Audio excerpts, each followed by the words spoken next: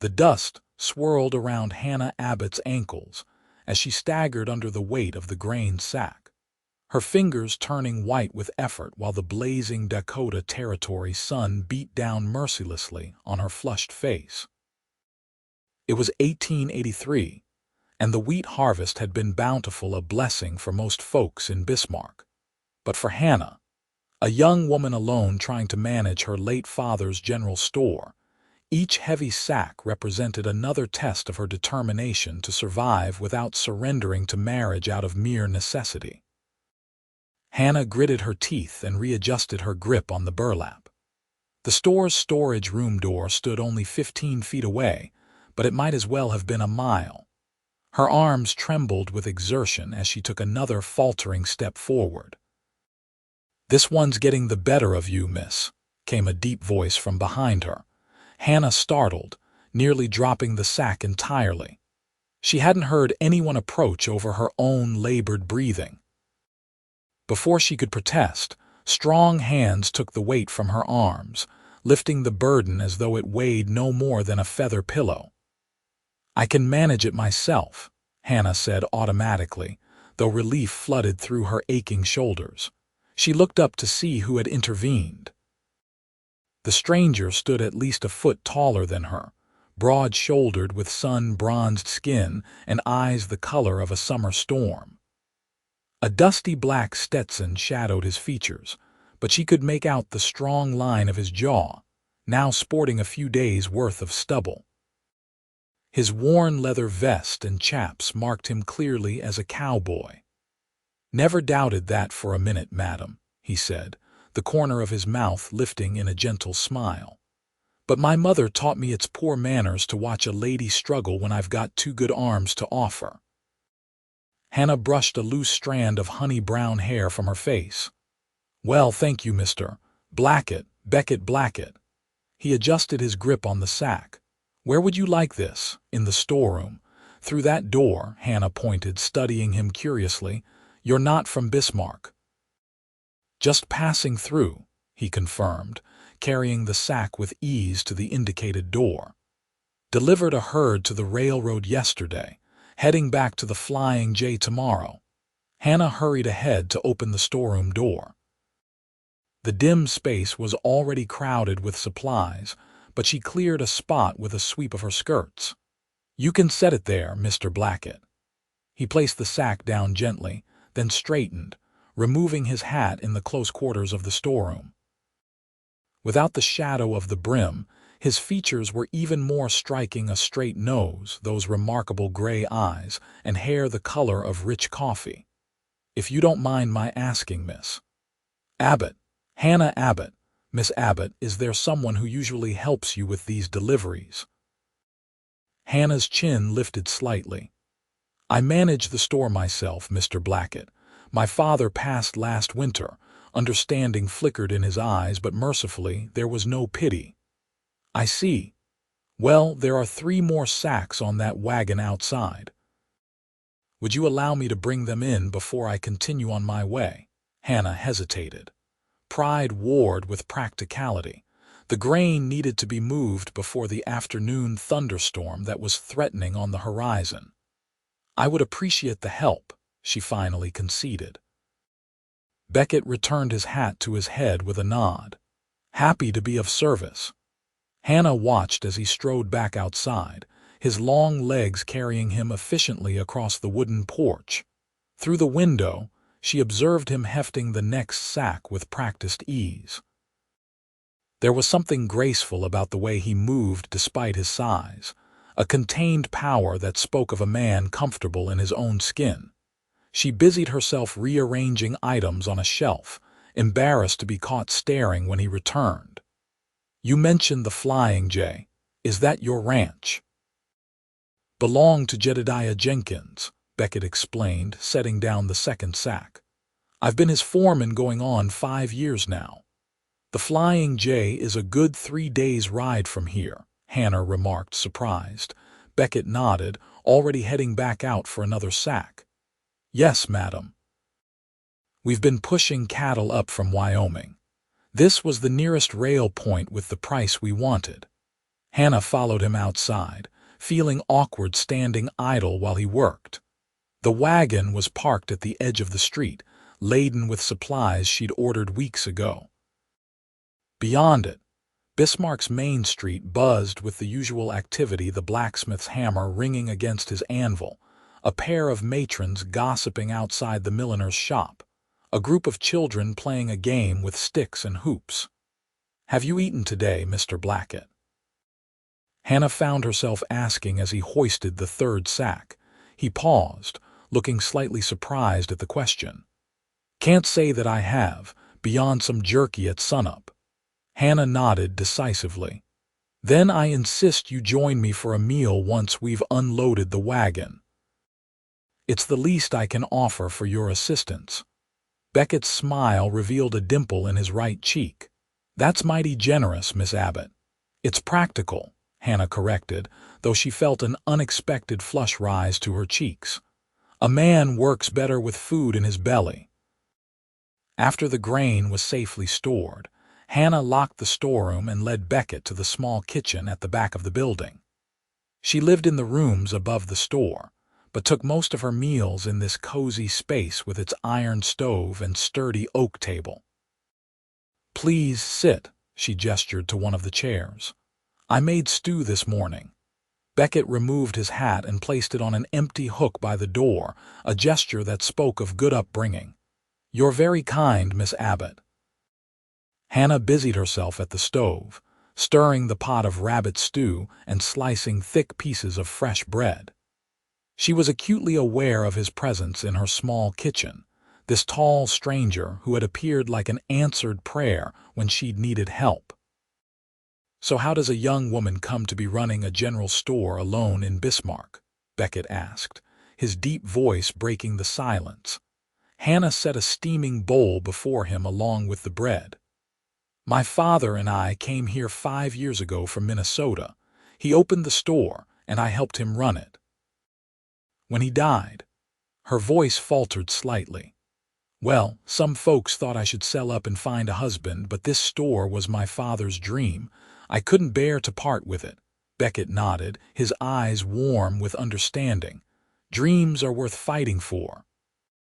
"Yes, they are," Hannah agreed, sitting across from him with her own bowl. "What about you, Mr. Blackett? What brings a cowboy up from Wyoming?" "Work, mostly," he said, savoring a spoonful of stew with evident appreciation. "I've been drifting since I was 16. Found I had a way with cattle and horses. Jenkins is a fair boss, pays well." "No family?" Hannah asked, then immediately regretted the personal question. "I'm sorry, that's none of my business." "No need for apologies," Beckett assured her. "My folks had a small spread in Colorado. Lost it in '73 during the panic. Father took work in the mines but died in a collapse 2 years later. Mother followed him the next winter, pneumonia." His matter-of-fact tone belied the tragedy of his words. "I've been making my own way since." Hannah's heart ached for the young boy he must have been, left alone in the world. She knew something of that sorrow herself. "I'm sorry for your losses." Beckett's eyes met hers, and something passed between them, a recognition, perhaps, of shared understanding. "As I am for yours, Miss Abbott."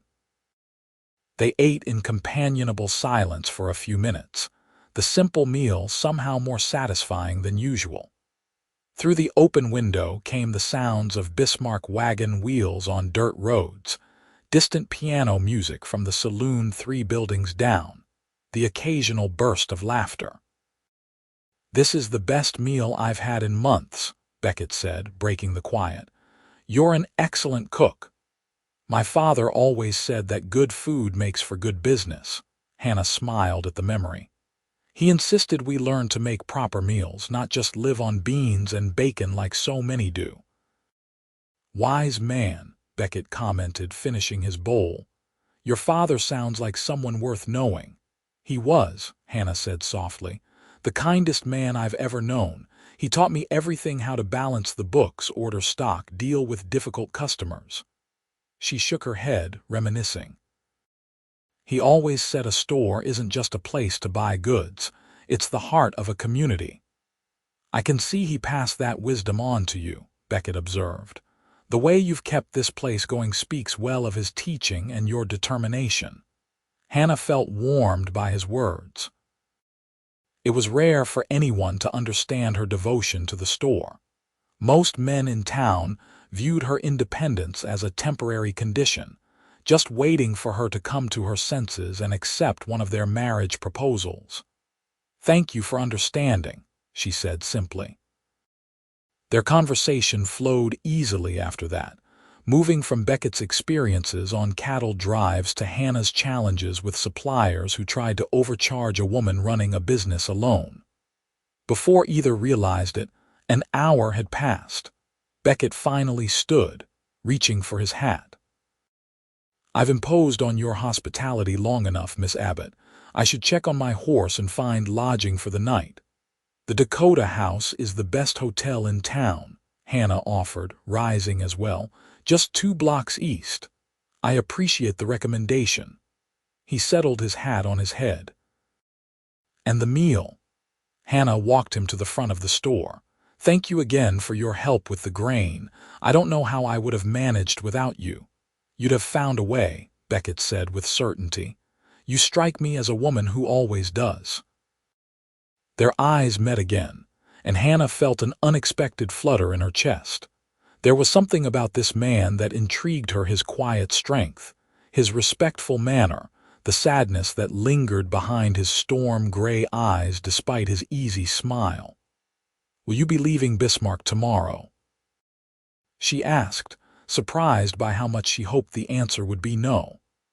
"That was the plan," Beckett said slowly.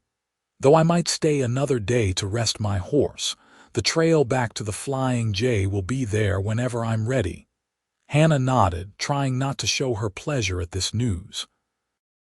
"Well, should you need any supplies for your journey, you know where to find me." "That I do, Miss Abbott." Beckett tipped his hat.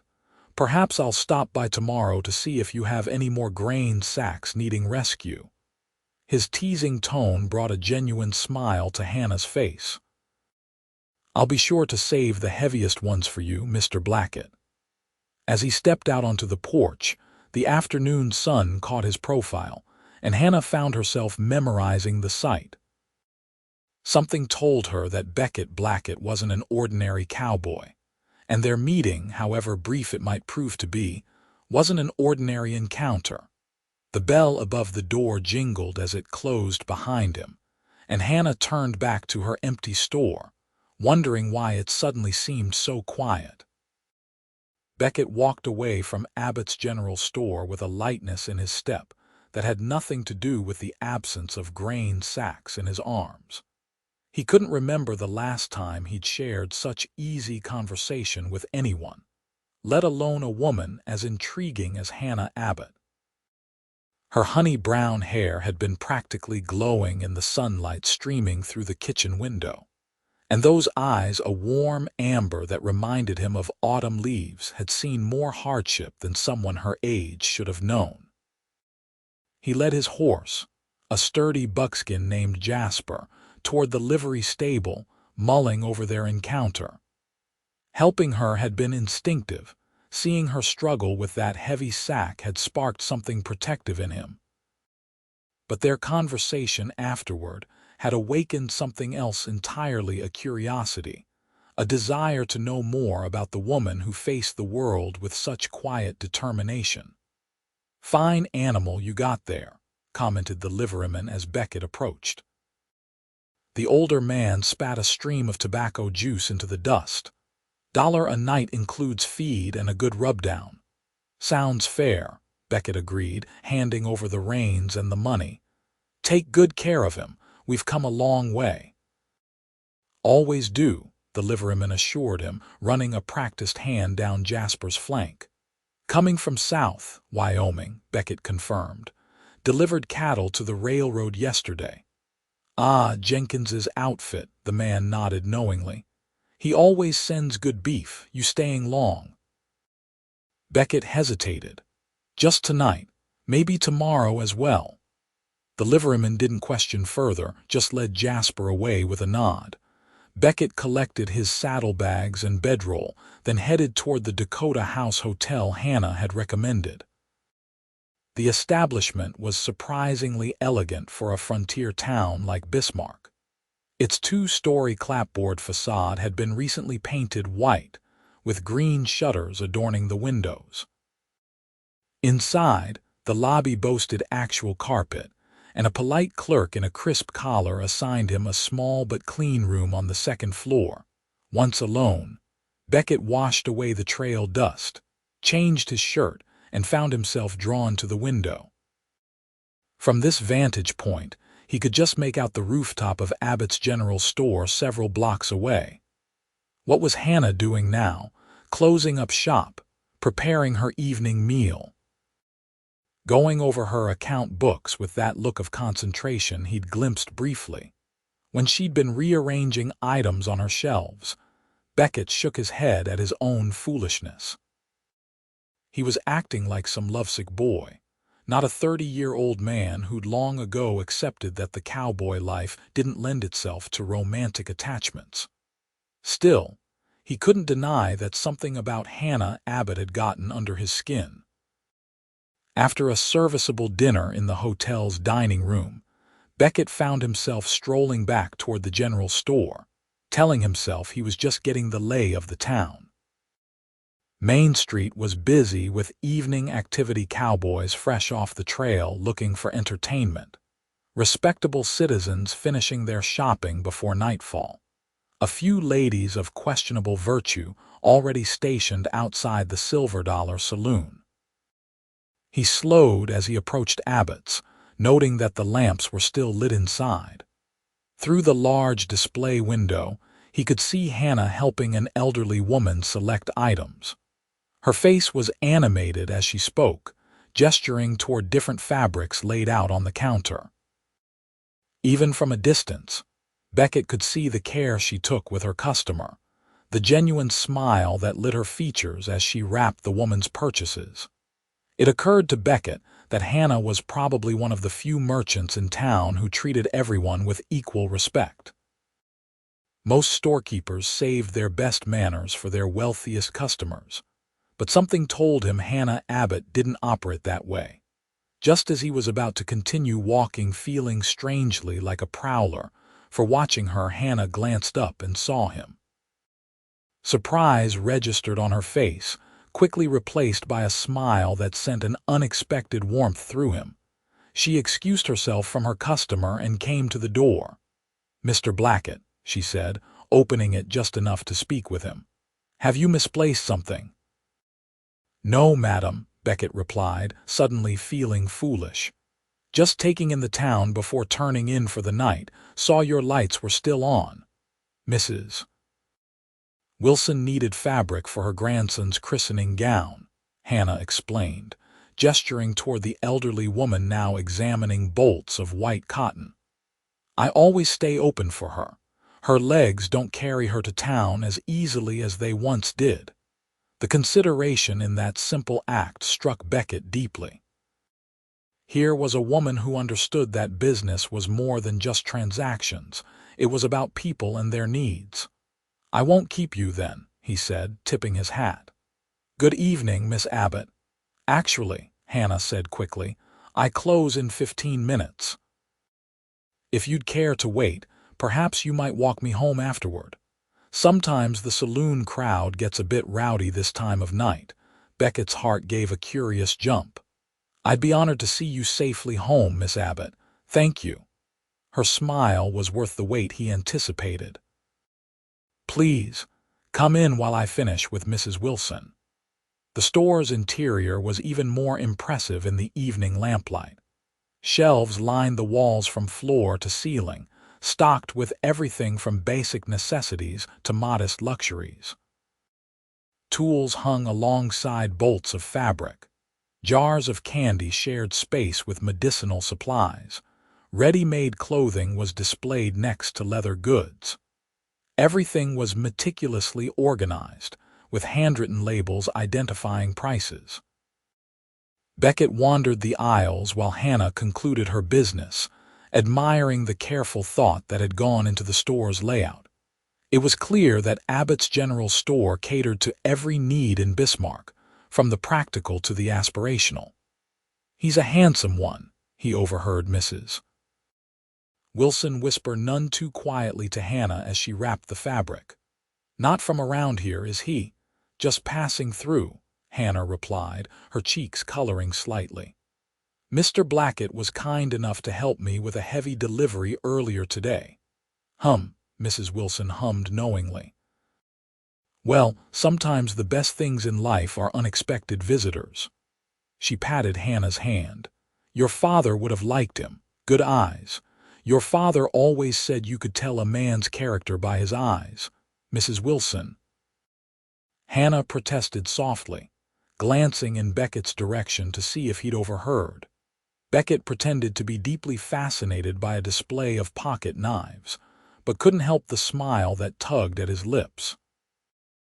There was something endearing about Hannah's embarrassment and the older woman's matchmaking. After Mrs. Wilson departed with many significant glances between Hannah and Beckett. Hannah busied herself with closing procedures, counting the till, dousing most of the lamps, and locking the display cases. "Your store is impressive," Beckett commented, helping her move a barrel that she was struggling to roll toward the back room. "Most general stores I've seen don't carry half this inventory." "Father believed in being prepared for anything," Hannah explained, brushing dust from her hands after the barrel was secured. "He used to say that in a place like Bismarck, you never know what someone might need tomorrow, so best to have it on hand today." "Wise philosophy," Beckett agreed. "Though it must tie up a lot of capital." Hannah looked at him with newfound interest. "Most cowboys don't talk about capital investment." "I wasn't always a cowboy," Beckett admitted. "Before my father lost our ranch, he made sure I understood the business side of things. Said a man who only knows how to work with his hands will always work for someone else." "Your father sounds like he was as wise as mine," Hannah observed, collecting her shawl and a small reticule from behind the counter. "Ready?" Beckett nodded, moving to hold the door for her as she extinguished the last lamp and locked up. Outside, the evening had grown cooler, stars beginning to prick the darkening sky above. The street was still busy, with piano music and raucous laughter emanating from the saloon down the way. "It's not far," Hannah said, pulling her shawl more tightly around her shoulders. "Just up these stairs at the side of the building." Beckett was surprised. "You live above the store, it's practical," she explained. "Saves on rent, and I can hear if anyone tries to break in." She led him to a narrow staircase that ran up the exterior of the building to a small landing.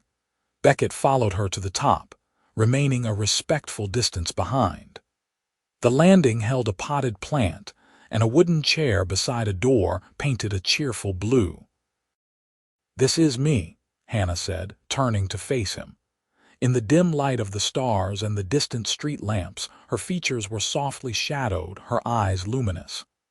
"Thank you for walking me up, Mr. Blackett." "Beckett, please," he said, the formality suddenly seeming unnecessary between them. "And it was my pleasure, Miss Abbott." "Hannah," she countered with a small smile. "Anyone who rescues me from a grain sack and then escorts me home should use my given name." "Hannah," he repeated, liking the way it felt on his tongue. "Will your store be open tomorrow?" "Every day but Sunday," she confirmed. "From 7 until 6. Beckett nodded, reluctant to leave yet knowing he should. "Perhaps I'll stop by before I leave town to purchase supplies for the journey back." "I would like that," Hannah said softly. Then, with a boldness that seemed to surprise even her, she added, "Or perhaps you might join me for breakfast before the store opens. Say 6:30. Beckett felt a smile spread across his face. "I'd be delighted." Hannah's answering smile was like sunrise after a long night. "Good. I'll expect you then." She unlocked her door, then paused. "Thank you again, Beckett, not just for the grain or the escort home, but for seeing me, really seeing me as a shopkeeper, not just a woman alone." Before Beckett could respond to this heartfelt statement, she slipped inside, the blue door closing gently behind her. He stood on the landing for a long moment, replaying her words in his mind. How many people had failed to see Hannah Abbott for who she truly was? How many had dismissed her capabilities because of her gender or her youth? And why did he, a drifting cowboy with no permanent home, feel such an immediate connection to this remarkable woman? Questions without answers accompanied Beckett on his walk back to the Dakota house, along with the pleasant anticipation of breakfast with Hannah Abbott. The following morning dawned clear and bright, with the promise of another scorching day ahead. Beckett rose before the sun, taking extra care with his appearance. He shaved meticulously, tamed his dark hair as best he could, and put on his cleanest shirt, a faded blue chambray that had seen better days but was still presentable. By 6:20, he was climbing the stairs to Hannah's blue door, a small bunch of wildflowers in hand. He'd spotted them growing along the river's edge during his early morning walk and had impulsively gathered them, feeling simultaneously ridiculous and hopeful. His knock was answered almost immediately, as though Hannah had been listening for his footsteps. She opened the door wearing a simple cotton dress the color of cornflowers, her honey-brown hair braided and coiled at the nape of her neck. The morning light caught the golden highlights in her hair and the warm welcome in her eyes.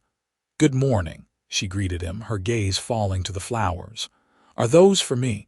Beckett suddenly felt like a schoolboy with his first crush. "Yes.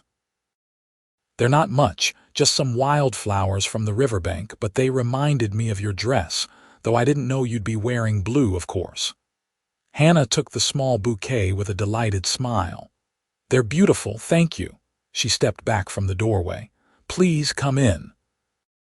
Beckett entered, removing his hat as he crossed the threshold.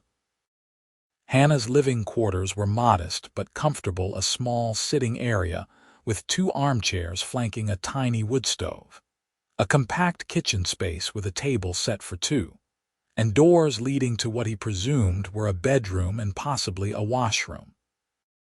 What struck him most was how the space reflected Hannah herself, practical yet feminine, with touches of beauty amid the necessary. A colorful quilt draped over one chair, a vase of dried flowers on a small side table, carefully preserved illustrations from magazines framed and hung on the walls. "It's not much," Hannah said, seeming to read his thoughts as she placed the wildflowers in a small glass jar with water. "But it's home. It's lovely," Beckett assured her truthfully. "You've made it your own." Hannah gestured toward the table. "Please sit. I've made flapjacks and bacon." And coffee, of course. The breakfast she'd prepared was simple but abundant, the flapjacks golden and the bacon crisp. They settled into an easy conversation, picking up as though they'd known each other for years rather than a day.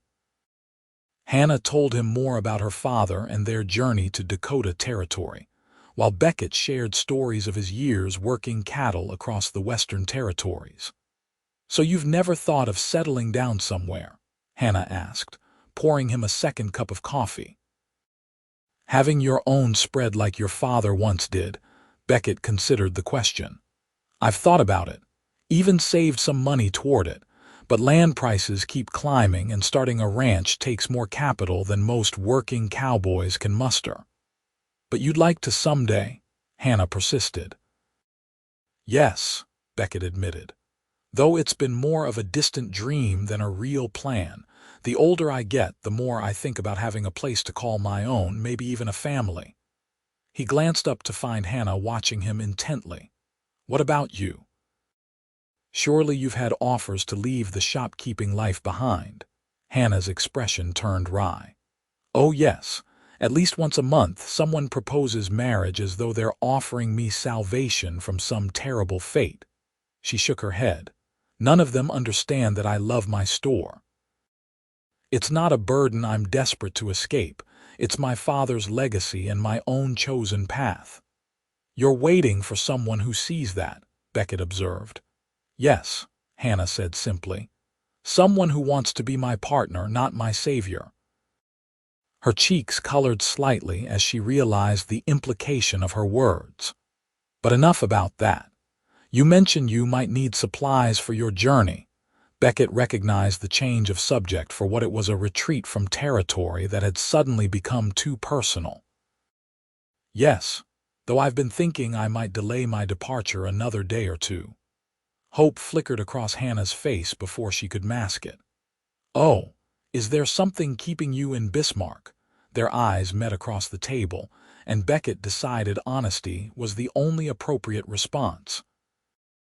Someone rather than something. The blush that spread across Hannah's cheeks was charming. I see.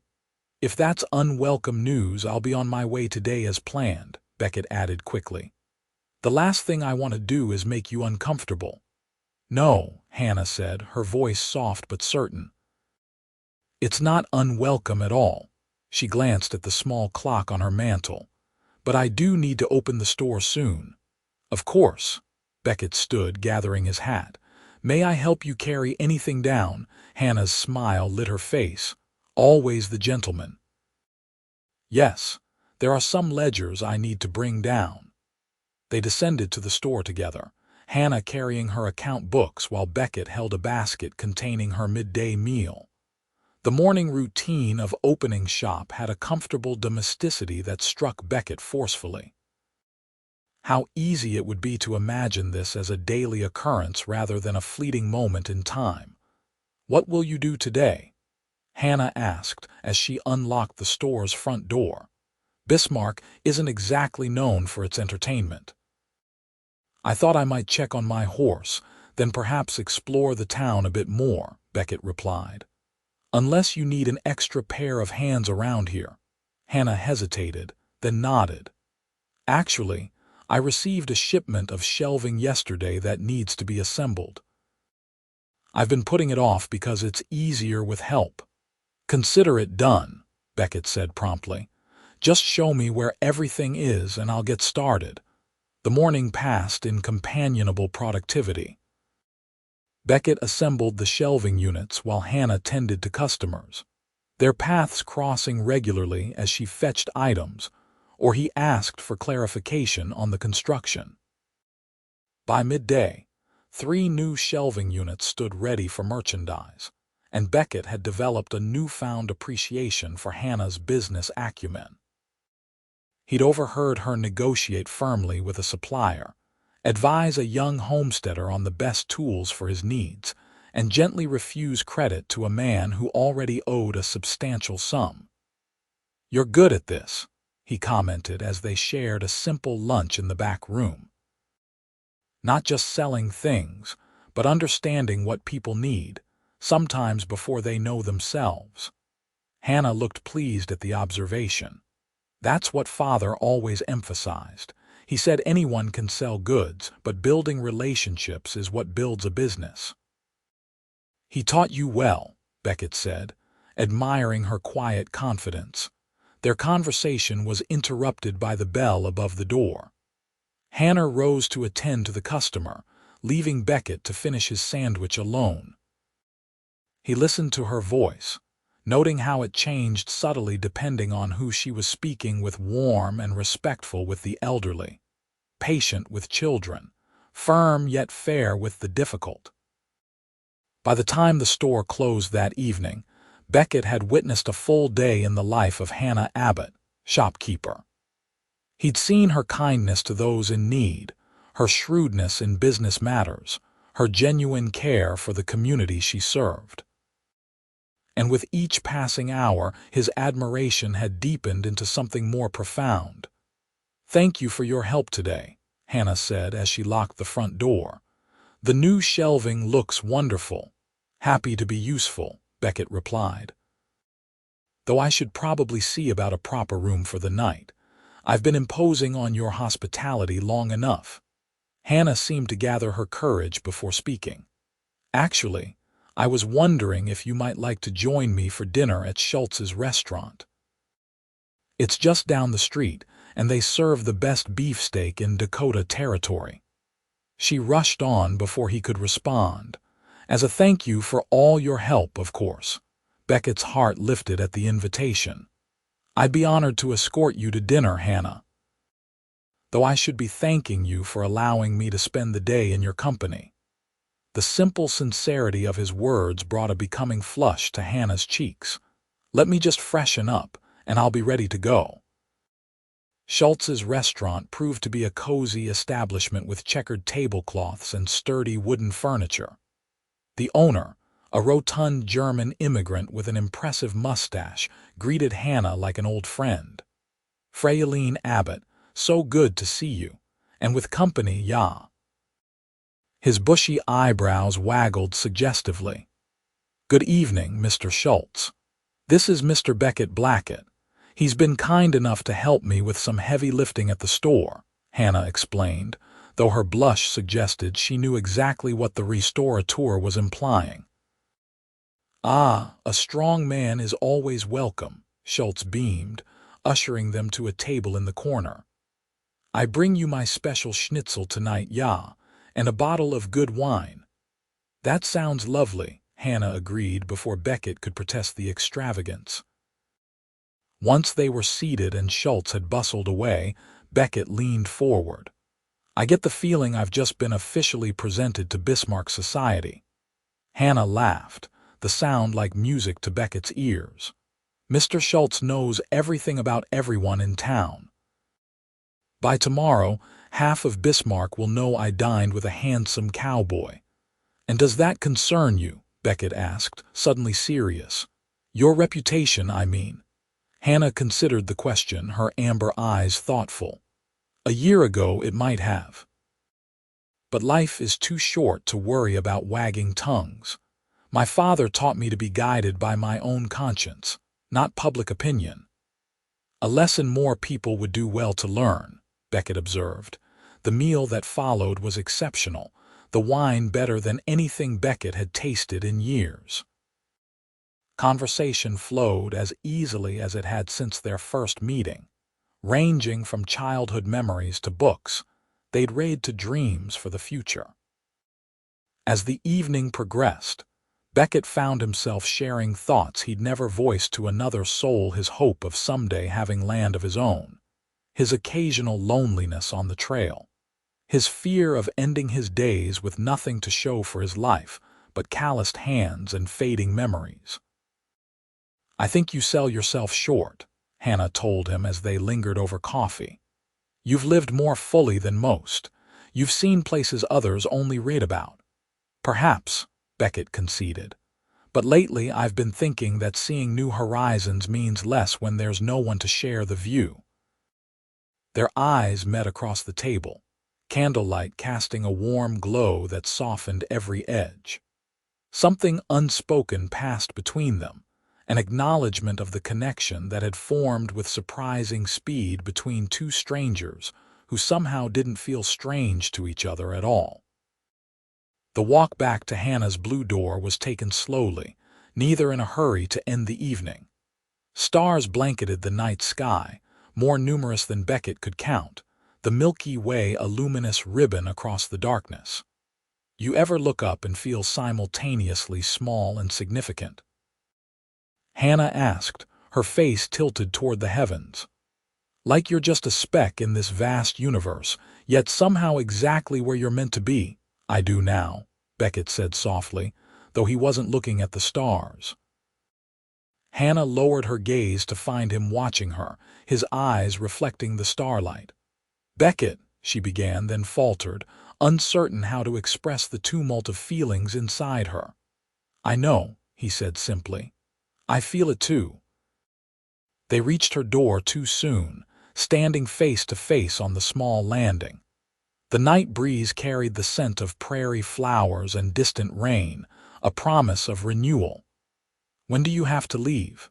Hannah asked, her voice barely above a whisper. "I should head back to the Flying J soon," Beckett admitted. "Jenkins will be expecting me." He hesitated, then added, "But I find myself surprisingly reluctant to go." Hannah's smile was tinged with sadness. and I find myself surprisingly reluctant to see you leave." Beckett took a step closer, close enough that he could see the individual lashes framing her expressive eyes. "Hannah, I don't make promises lightly, but I'd like to come back if you'd welcome another visit." "I would," she said without hesitation. "Very much." Slowly, giving her every opportunity to pull away, Beckett bent his head toward hers. Their lips met in a gentle kiss, brief but filled with unspoken promises. When they parted, Hannah's eyes remained closed for a moment, as though she was committing the sensation to memory. "Good night, Hannah Abbott," Beckett said softly when her eyes fluttered open. "Good night, Beckett Blackett," she replied. "Until tomorrow." He waited until she was safely inside before descending the stairs. His mind filled with possibilities he'd never dared consider, before meeting the remarkable woman with amber eyes and unshakable determination. The next 3 days passed in a bittersweet haze of shared meals, conversations that stretched long into the evening, and an increasing certainty for both Hannah and Beckett that what had begun with a chance encounter over a sack of grain was developing into something far more significant. Beckett made himself useful around the store, repairing broken fixtures, organizing the storeroom, and helping customers with heavy purchases. In the evenings, they explored Bismarck together, walking along the Missouri River, attending a community gathering where a traveling musician played fiddle tunes that had everyone's feet tapping, sharing quiet moments on Hannah's small balcony as they watched the town settle into night. But the idyll couldn't last forever. On the morning of the 4th day, Beckett arrived at Hannah's door with a solemn expression. "I have to leave tomorrow," he said without preamble when she opened the door. "Jenkins sent word that they need me back at the ranch." One of the other hands broke his leg and they're short-handed for the upcoming drive. Hannah had been expecting this news, yet it still struck her like a physical blow. "I understand," she said, working to keep her voice steady. "You have responsibilities." Beckett reached for her hand, his calloused fingers gentle against her skin. "Hannah, these past few days have been, I don't have the words." "I know," she said softly. "For me too." They stood in silence for a moment, the weight of impending separation heavy between them. Finally, Hannah straightened her shoulders, determination replacing sadness in her eyes. "Well then, we should make the most of your last day in Bismarck," she declared. "The store can manage without me for one day. Mrs. Wilson's granddaughter has been wanting to learn the business. She can watch things while we—" She paused, suddenly uncertain. "Unless you'd prefer to prepare for your journey alone. There's nothing I'd rather do than spend today with you," Beckett assured her, his relief evident. "What did you have in mind?" Hannah's smile returned, brightening her entire face. "How would you feel about a picnic? There's a lovely spot by the river not far from town. We could take Jasper. I'm sure he'd enjoy a day out of the livery stable," and so it was arranged. By mid-morning they were riding double on Jasper, Hannah seated before Beckett with his arms around her to hold the reins, a picnic basket secured behind the saddle. The day was perfect warm sunshine tempered by a gentle breeze, wildflowers nodding in the tall grass as they passed, the broad Missouri glinting in the distance. The spot Hannah had chosen was a small clearing on a bluff overlooking the river, shaded by cottonwood trees whose leaves whispered in the breeze. Beckett spread a blanket while Hannah unpacked their meal: cold chicken, fresh bread, cheese, early apples from the orchard outside town, and a bottle of cider. "This is paradise," Beckett declared, stretching out on the blanket after they'd eaten their fill. "How did you discover this place?" Hannah lay beside him, her head resting comfortably on his shoulder as they watched cottonwood seeds drift like summer snow in the dappled sunlight. "Father and I used to come here on Sundays when the weather was fine. He would read aloud while I made clover chains or hunted for interesting rocks. Her voice held fond remembrance rather than sorrow. It's where I feel closest to him still. Beckett tightened his arm around her. Thank you for sharing it with me. They remained there for hours, talking, dozing in the warm sun, occasionally falling into comfortable silences. As afternoon began to wane, their conversation turned inevitably to the future. The Flying J is a 3-day ride from here, Beckett said, his fingers idly tracing patterns on Hannah's arm. Not so very far as these things go. No, not far at all, Hannah agreed, trying to sound optimistic. And you'll have time off occasionally. Jenkins gives his men a week every few months, Beckett confirmed. And Bismarck would be a fine place to spend such time. They were dancing around the question that hung between them: was this connection strong enough to sustain across distance and time? Were a few perfect days together enough foundation for something lasting? Beckett, Hannah said finally, turning to face him directly. I need to know what you're thinking. About us, I mean. He met her gaze steadily. I'm thinking that meeting you has changed everything. That the life I thought I wanted, drifting from job to job, seeing new horizons, suddenly seems empty if you're not in it. He took a deep breath. I'm thinking that I've fallen in love with you, Hannah Abbott, and that terrifies and exhilarates me in equal measure. Hannah's eyes widened, a smile blooming slowly across her face. I've fallen in love with you too, she admitted, her voice catching. And you're right, it's terrifying. We've known each other such a short time. Yet it feels like I've been waiting for you all my life, Beckett finished for her. Hannah nodded, emotion making speech difficult. Instead, she leaned forward and kissed him, pouring into the gesture all the feelings words couldn't adequately express. When they finally broke apart, Beckett rested his forehead against hers. I don't want to leave tomorrow, he confessed. I don't want you to go, Hannah replied, but we both have responsibilities. Your work at the Flying J, my store. Beckett pulled back slightly, a new determination in his eyes. What if there was a way to combine them? The store needs someone to handle the heavy work, and I want to be where you are. Hannah's heart raced at his implication. What are you saying, Beckett? I'm saying that maybe it's time I stopped drifting. That maybe Bismarck has what I've been looking for all along.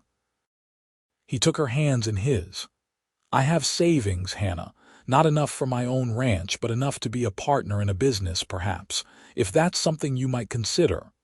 A partnership, Hannah echoed, her mind racing with possibilities. For now, Beckett said carefully. With the hope that someday, if you were willing, it might become something more. Hannah's smile was radiant. I think my father would have approved of that plan. He always said the store could benefit from expansion. Is that a yes? Beckett asked, hardly daring to believe. It's a yes to the partnership, Hannah clarified, and a very hopeful maybe to the something more. Her eyes twinkled with mischief.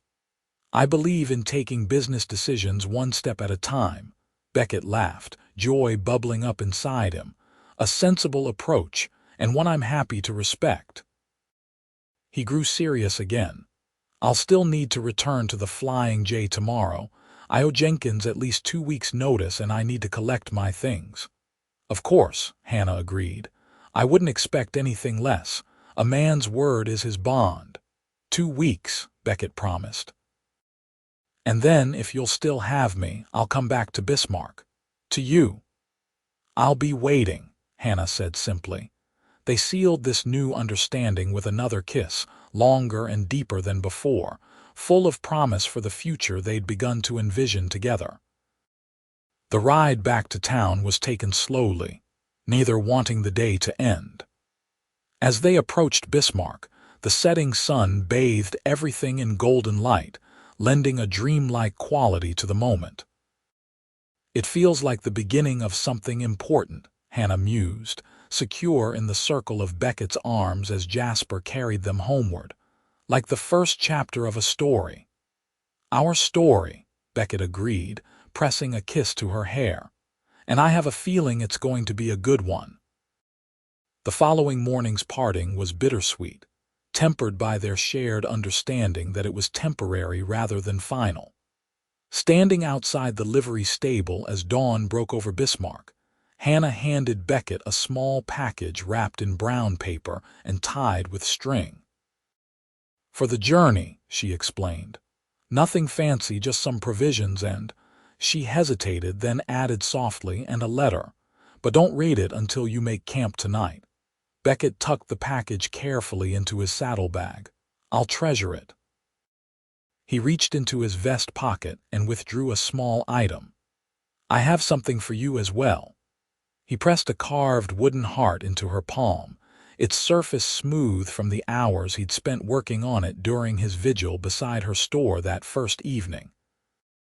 "It's not much, but I wanted you to have something to remind you of me until I return." Hannah closed her fingers around the token, her eyes bright with unshed tears. "It's perfect." Their goodbye kiss was gentle, filled with the certainty of reunion rather than the sorrow of permanent separation. As Beckett mounted Jasper and turned toward the trail that would take him south to the Flying J, he looked back one last time. Hannah stood in the growing light, her honey-brown hair catching the sun's first rays, her hand raised in farewell. The image burned itself into his memory, something to carry with him until he could return to make good on the promises whispered between them. 2 weeks, he called back to her. "Watch for me." "I'll be here," she replied, her voice carrying clearly on the morning air. "Safe journey, Cowboy."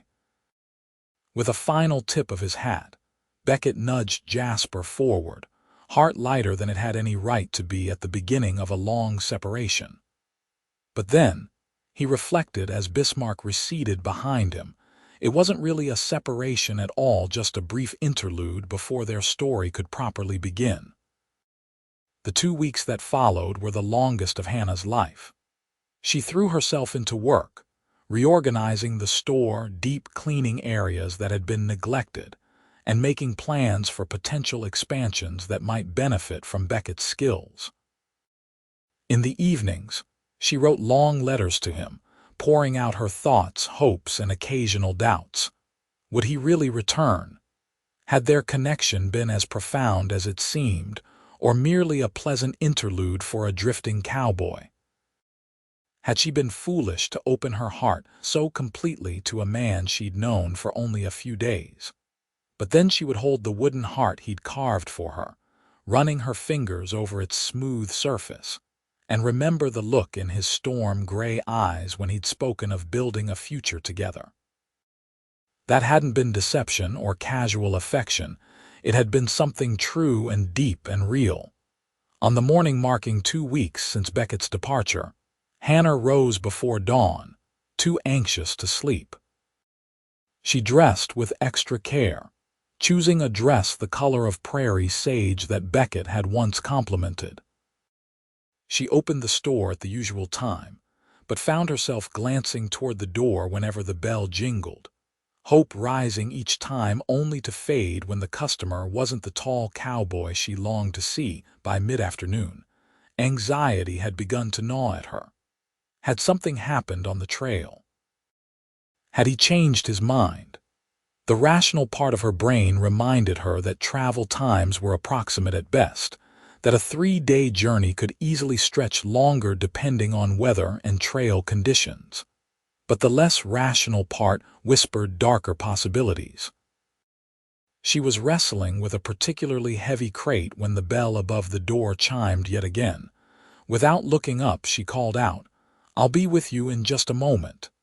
"Take your time," came a deep, familiar voice. "Though I'd be happy to help with that crate if you'd like." Hannah's head snapped up, the crate forgotten. There in the doorway stood Beckett, trail dust on his clothes and a smile lighting his face that chased away every doubt she'd harbored. "You came back," she breathed, scarcely able to believe he was really standing there. "I promised I would," Beckett replied simply, crossing the store in long strides. Hannah moved to meet him, and then she was in his arms, her face pressed against the solid warmth of his chest, his heart beating strong and steady beneath her ear. He smelled of sunshine and horses and the faint trace of soap, and Hannah breathed him in, reassuring herself that he was truly there. "I missed you," she whispered. "Every day." "And I you," Beckett murmured into her hair. The trail back to you seemed endless. They might have stood there embracing for minutes or hours. Time lost meaning in the joy of reunion. It was the bell above the door that finally separated them, both turning to see Mrs. Wilson enter, her knowing smile suggesting she wasn't at all surprised to find them in each other's arms. "Well now," the elderly woman said with satisfaction, "isn't this a pretty sight? I told Martha just yesterday that I had a feeling our Hannah wouldn't be alone in that store much longer." Hannah felt herself blushing but didn't move from Beckett's side. "Mrs. Wilson, you remember Mr. Blackett?" "Of course I do. Not every day a handsome cowboy rides into town and sweeps our Hannah off her feet." Mrs. Wilson approached, eyeing Beckett appraisingly. "You look like you're here to stay this time." Beckett nodded respectfully to the older woman. "Yes, madam, that's the plan." "If Miss Abbott will have me." "Oh, I think she will," Mrs. Wilson chuckled. "She's been walking on air since you left, even while trying to pretend she wasn't counting the days till your return." She patted Hannah's arm affectionately. "Don't mind me. I just came for some tea and sugar, but I can come back later if you two have catching up to do." "Don't be silly," Hannah protested, professional pride asserting itself. "The store is open and you're always welcome, Mrs. Wilson. Let me get those items for you." As Hannah moved behind the counter to fill Mrs. Wilson's order, Beckett took the opportunity to properly remove his hat and dust off his clothes as best he could. He'd ridden hard the last day, eager to reach Bismarck before nightfall. Now that he was here, looking at Hannah's flushed face and bright eyes as she measured tea leaves, he knew with absolute certainty that he'd made the right decision. The Flying J had been just a job, one of many he'd held over the years. But Bismarck, no, not Bismarck itself. But Hannah Abbott represented something he'd never truly believed he'd find: a home, after Mrs. Wilson departed, but not before extracting a promise that they would both attend Sunday dinner at her house the following weekend. Beckett and Hannah were finally alone again. "You look tired," Hannah observed, taking in the shadows under his eyes. "How long have you been riding today?" "Since before dawn," Beckett admitted. "I wanted to reach you today, not tomorrow." Hannah's heart warmed at his words. "Have you arranged lodging? The Dakota house usually has rooms available." "Not yet," Beckett said. "I came straight here from the livery, Hannah." He took her hands in his. "Before we discuss anything else, I need to know if you still want me here in Bismarck. With you. It's been 2 weeks, and I'd understand if you've had second thoughts." Hannah squeezed his hands reassuringly. "No second thoughts, Beckett, only counting the hours until you returned." The relief that washed over his features was palpable. "Good," he said simply, "because I've spent the entire journey planning our future, and I'd hate to have wasted all that thinking." Hannah laughed, the sound like music to his ears after 2 weeks of missing her. "And what have you concluded from all this thinking?" "That I love you," Beckett said earnestly. "That I want to build a life with you, here in Bismarck. That I want to help expand the store, perhaps add a lumber yard or a freight service, something that would complement what you already do so well." He paused, then added more softly, "And that someday, when you're ready, I want to make you my wife." Hannah's eyes widened at this declaration. "Beckett," he rushed on before she could respond. "I'm not proposing right this minute, Hannah. I know we need time to see if this partnership works, to be sure that what we feel isn't just the romance of a chance meeting but something that can withstand daily life together." His gray eyes were intent on hers. But I wanted you to know my intentions are honorable and my feelings are true." Hannah felt tears pricking behind her eyes, moved by his sincerity. "My feelings are true as well," she assured him. "And I think your ideas for expansion are excellent. Father always said a general store should grow with its community." Beckett's smile was radiant. "Then we have a plan." "We do," Hannah agreed. "Starting with getting you settled. The Dakota house first, I think, and then dinner at my place tonight so we can discuss details." Beckett nodded, reluctantly releasing her hands. "I should see to Jasper as well. He's earned a good rest after carrying me back to you so faithfully." "Go," Hannah urged him. "Take care of what you need to. I'll close the store at 6 and expect you at 6:30. "I'll be there," Beckett promised, retrieving his hat. At the door he paused, turning back to her with an expression that made her heart skip. "Hannah, yes, I really did miss you every minute." "I missed you too," she said softly, "but you're here now." His answering smile was like sunrise after the longest night. "Yes, I'm home." The following weeks saw Beckett seamlessly integrate himself into life in Bismarck. He took a room at the Dakota house initially, but spent his days at Abbott's general store, working alongside Hannah to implement the improvements they'd discussed. His natural charm won over even the most skeptical of Hannah's regular customers, while his knowledge of tools and building supplies attracted new business from ranchers and homesteaders. By the end of the first month, it was clear to everyone in Bismarck that Beckett Blackett was there to stay, and that his partnership with Hannah Abbott extended beyond mere business. They were seen together at church on Sundays, at community gatherings, and occasionally enjoying quiet dinners at Schultz's restaurant. Town gossips noted with approval that Beckett was unfailingly respectful of Hannah's reputation, never calling at her rooms after dark without a chaperone present, often in the form of Mrs. Wilson or the minister's wife.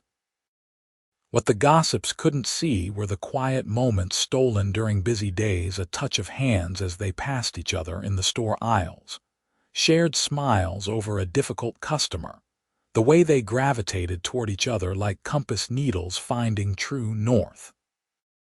Or the evenings spent on Hannah's small balcony, talking long into the night about their hopes and dreams, their pasts and their imagined future, occasionally interrupted by kisses that grew increasingly difficult to end. 3 months after Beckett's return to Bismarck, Hannah received a letter that would change everything. It was from her father's cousin in St. Louis, a man she barely remembered meeting as a child. The letter expressed condolences for her father's passing, apologized for the delayed response. The news had only recently reached him, and then made an extraordinary offer. He wished to invest in Abbott's general store, providing capital for significant expansion in exchange for a silent partnership. "It's incredible timing," Hannah told Beckett that evening as they sat reviewing the letter together. "With this investment, we could build that lumber yard you've been planning, maybe even add the freight service." "It's a generous offer," Beckett agreed, reading the terms outlined in the letter. "And your father's cousin seems to want very little control in return, just quarterly reports and a modest share of the profits." "You think we should accept?" Hannah asked, valuing his business acumen, which had already proven sharp over their months working together. Beckett considered the question carefully. "I think it's an opportunity that aligns perfectly with our vision for the store's future, but the decision should be yours, Hannah. This is your father's legacy." Hannah studied his face, appreciating yet again how he always respected her authority in matters concerning the store. "Our legacy now," she corrected gently.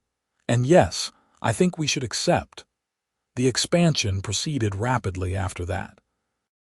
A plot of land adjacent to the store was purchased, and construction began on a lumber yard that would serve the growing needs of Bismarck and the surrounding homesteads. Beckett proved invaluable during this phase, his experience with construction and materials ensuring quality work at fair prices. As autumn painted the Dakota prairie in golds and russets, the new Abbott and Blackett lumber yard opened for business. The sign hanging proudly above the entrance had been Beckett's surprise to Hannah, commissioned from the town's best woodworker. The carved letters highlighted in gold leaf that caught the sun and seemed to promise a bright future. "It's perfect," Hannah had whispered when he unveiled it, tears of happiness in her amber eyes. "Just the beginning," Beckett had replied, his arm around her shoulders as they'd stood admiring their expanding enterprise. With the success of the lumber yard came another development. Beckett finally moved out of the Dakota house and into a small but comfortable cabin he'd built himself on land just behind the store property. Close enough to be convenient for work, far enough to maintain proprieties that mattered in a town like Bismarck. On a crisp October evening, with the first snow of the season threatening in the leaden sky, Beckett invited Hannah to dinner at his new home. He'd spent days preparing, ensuring everything was perfect from the polished floors to the curtains Mrs. Wilson had helped him select. Hannah arrived precisely at 6, a bottle of blackberry wine in hand and curiosity written across her face. In the 7 months since Beckett had returned to Bismarck, they'd shared countless meals, but this was the first time he had cooked for her in his own home. "Something smells wonderful," she commented as he took her coat. "Venison stew," Beckett replied, looking pleased with himself. "My mother's recipe. One of the few I remember clearly." The cabin's interior was simple but inviting: a main room with a stone fireplace, comfortable furniture, and bookshelves Beckett had crafted himself. A small but efficient kitchen, and doors leading to what Hannah presumed were a bedroom and washroom. What caught her attention most, however, was the table set for dinner. It had been laid with evident care, a crisp white cloth, polished silverware, even candles waiting to be lit. "You've gone to a lot of trouble," Hannah observed, touched by his thoughtfulness. "You're worth the effort," Beckett said simply, lighting the candles and pulling out a chair for her. The meal was delicious, the conversation as easy as it had always been between them. Yet Hannah sensed an undercurrent of nervous energy in Beckett that was unusual for her typically self-assured partner. It wasn't until they'd finished eating and were enjoying coffee by the fire that she understood the reason. "Hannah," Beckett began, setting aside his cup and taking her hands in his, "these past months have been the happiest of my life." "Mine too," she said softly, her heart beginning to race as she suspected what might be coming. Beckett took a deep breath.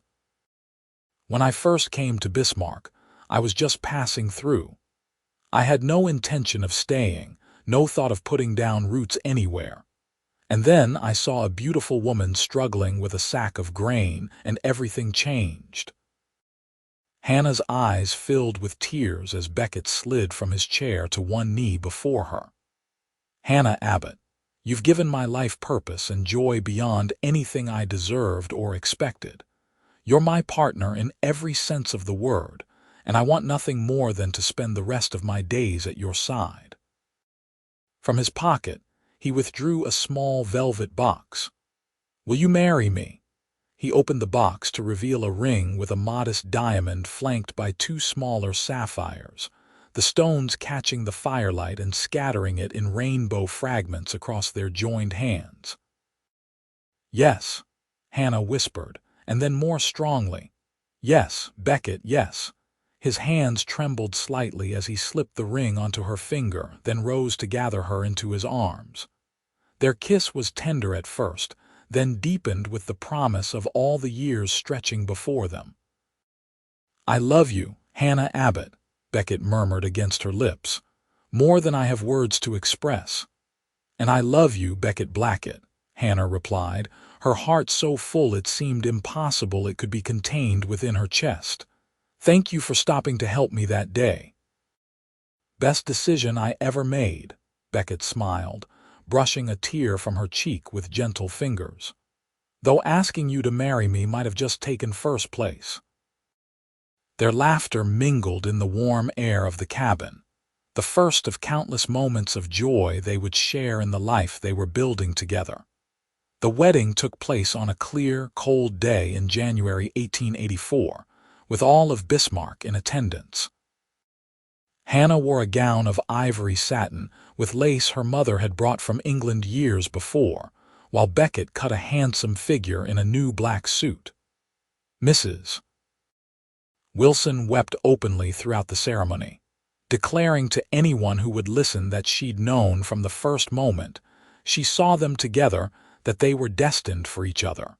They honeymooned in St. Louis, combining the pleasure of their new marriage with the business of meeting Hannah's father's cousin and finalizing details of the investment that had already begun transforming Abbott's general store into Abbott and Blackett Mercantile and Lumber. Spring found them back in Bismarck, Hannah now installed in Beckett's cabin while construction began on a larger home on adjacent land. The business continued to flourish. With the addition of the freight service, Beckett had envisioned bringing goods more efficiently to Bismarck and surrounding communities. Life settled into a comfortable rhythm for the newlyweds' busy days at the store and lumber yard, quiet evenings in their cozy cabin, Sundays spent with friends, or enjoying private picnics at Hannah's special spot by the river. Beckett proved to be as devoted a husband as he was a business partner, his natural protectiveness balanced by his deep respect for Hannah's independence and intelligence. In late summer, Hannah shared news that brought even greater joy to their already blessed life. They would welcome a child in the early spring. Beckett's reaction stunned silence, followed by such exuberant celebration that he lifted Hannah clean off her feet and whirled her around the kitchen, became one of her most treasured memories. The months of Hannah's pregnancy coincided with the completion of their new home, a spacious two-story clapboard house with wide porches and ample room for their growing family. Beckett insisted on carrying Hannah over the threshold, despite her protestations about her increasing girth, and they spent their first night in their new home dreaming aloud about the baby who would join them there. Benjamin Abbott Blackett arrived on a blustery March morning in 1885, entering the world with lusty cries that immediately captured his father's heart. Beckett paced the hallway throughout Hannah's labor, praying more fervently than he'd ever done in his life, then wept unashamedly when the doctor placed his son in his arms for the first time. "He's perfect," Beckett whispered, carefully bringing the tiny bundle to Hannah's bedside. "And you, my love, are extraordinary." Hannah, exhausted but radiant, reached for her son with trembling hands. "He has your chin," she observed, tracing a gentle finger over the baby's features. "And your dark hair." "But your strength," Beckett added, perching carefully on the edge of the bed and wrapping an arm around his wife's shoulders. "Look at those fists. He's already ready to take on the world."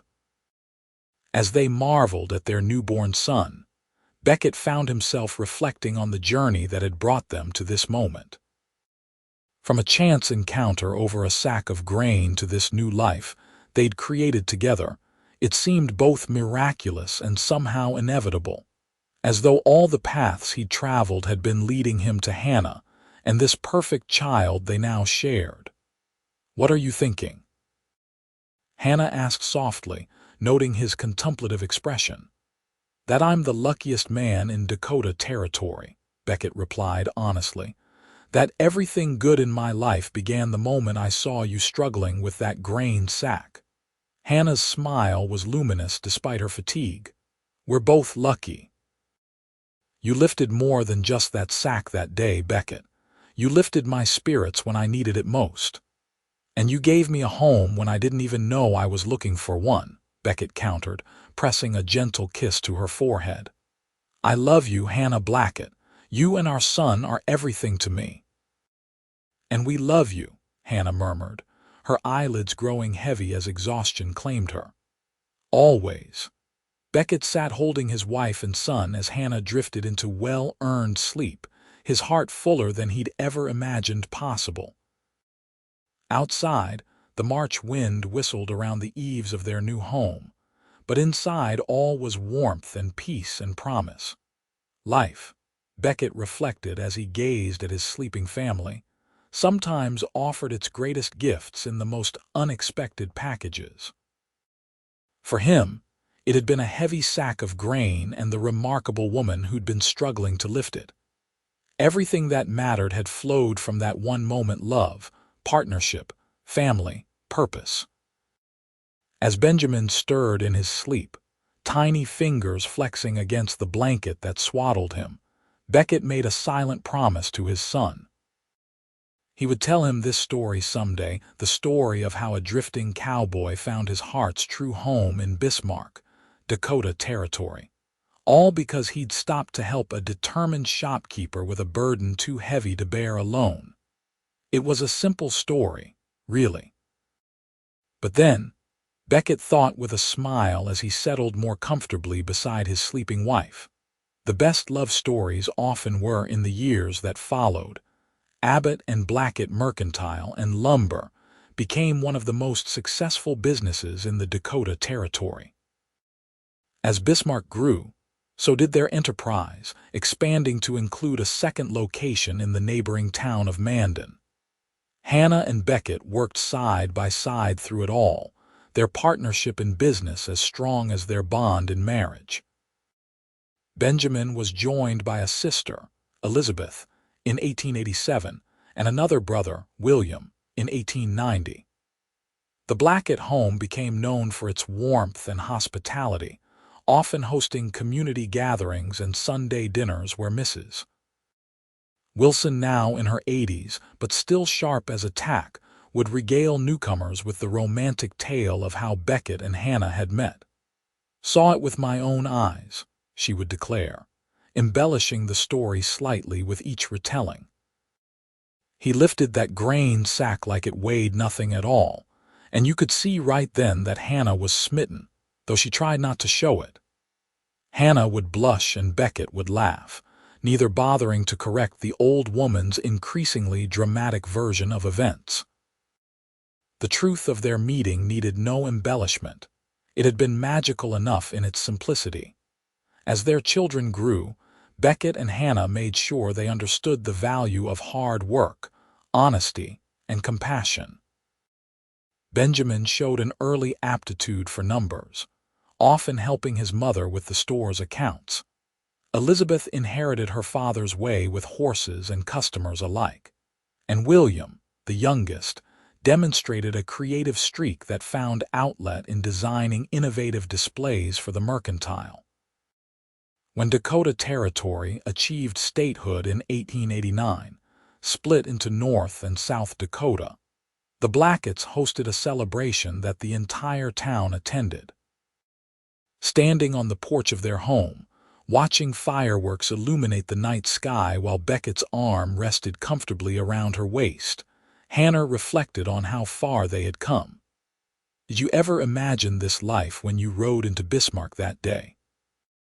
she asked, leaning into her husband's solid warmth. Beckett considered the question, his gaze taking in their beautiful home, their thriving business, their 3 healthy children now chasing fireflies in the yard with friends. "No," he admitted. "I couldn't have imagined anything this perfect." Even with all the challenges, Hannah pressed, thinking of the difficult years they'd weathered: the drought of '86, the harsh winter of '88 that had nearly bankrupted many local farmers, the fire that had damaged part of the lumber yard in '91. "Especially with the challenges," Beckett said firmly, "they've only made us stronger, Hannah.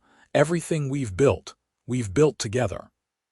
He turned to face her fully, his storm-gray eyes as intense as they'd been the first day they met. "And I wouldn't change a single moment."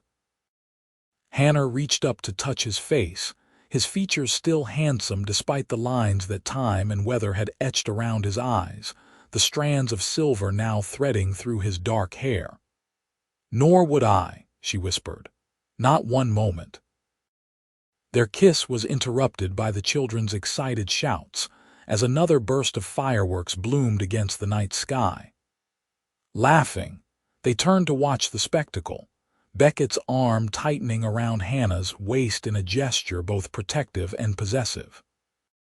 In that moment, surrounded by the life they'd built together, Hannah felt a profound sense of gratitude for the twist of fate that had brought Beckett Blackett to her store that summer day in 1883.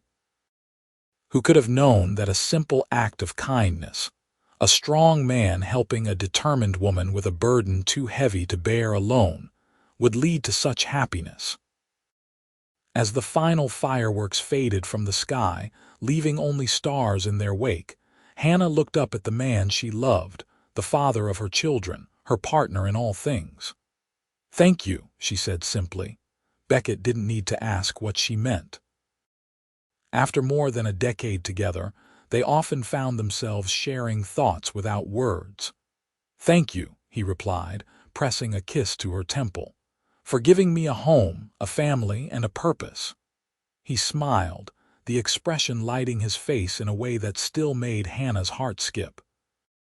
"For letting me help with that grain sack." Their laughter rose into the summer night, joining the chorus of voices celebrating not just statehood, but the countless personal joys that made life in their corner of North Dakota so rich and full. Later that night, with their children finally asleep and the house quiet around them, Beckett and Hannah stood on the balcony outside their bedroom, arms wrapped around each other as they gazed up at the star-filled sky. "I still can't believe how lucky I am," Beckett murmured into Hannah's hair.